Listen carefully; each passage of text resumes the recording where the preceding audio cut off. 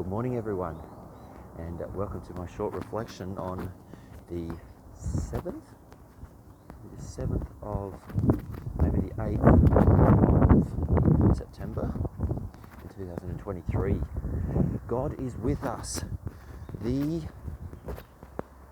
Gospel of Matthew has gone through the genealogy of Jesus, has spoken about the birth of Jesus, Joseph receiving the call to stay with Mary, and here it ends on the words, God is with us. In a world that is so depraved of God, it is easy to forget that God is with us. And that is a beautiful line, isn't it, in terms of you could literally spend time meditating on those words, like a mantra, you might say, a prayer. Repeat that. What does it mean? What are the implications of that? If God is with us, let's look at, say, 3. I'm sure there's more, but let's look at 3. And let's see. If God is with us, then we shouldn't have any fear. And we see that in the Bible, don't we? Jesus is constantly telling us, do not be afraid. So do not be afraid. Now, do not be afraid of people who don't believe in God. Do not be afraid of whether you have a job, you follow Jesus, you lose your job, you follow Jesus. Well, God will sort it out. God's got bigger things for you. Right? Do not be afraid. Do not be afraid of losing friends. God will provide you with friends. If that's your inclination, do not be afraid. So, and we see this in the saints time and again. Okay?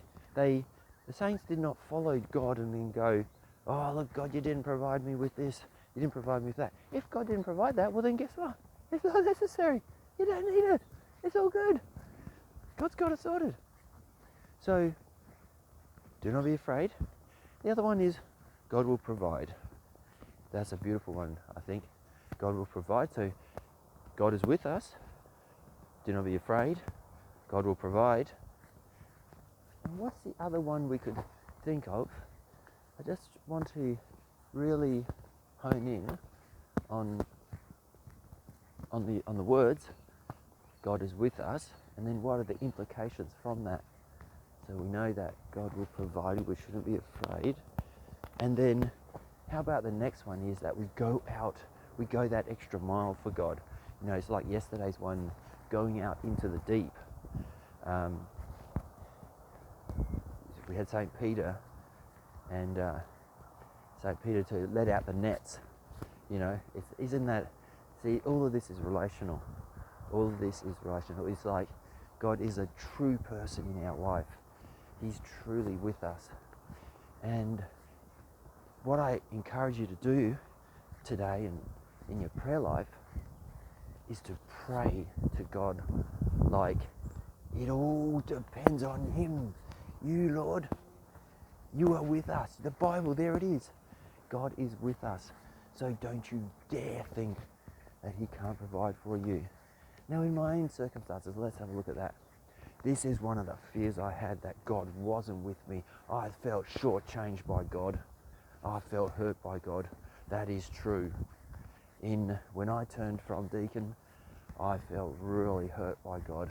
And I thought, I have to look after myself. Are you kidding me? I'm not going to be a priest. That's a crazy, preposterous idea. How could I possibly do that? When God didn't help me after 8 months of being a deacon, I felt really hurt. So here, God is with us.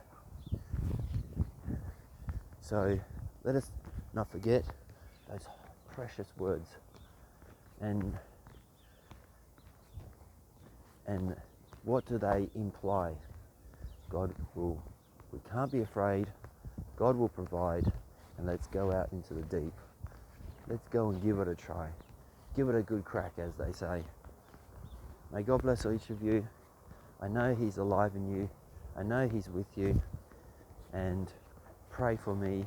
Pray that He's with me. that I can see him in each day, in each of the actions and lives that we live. Pray for me as well. May God bless you all.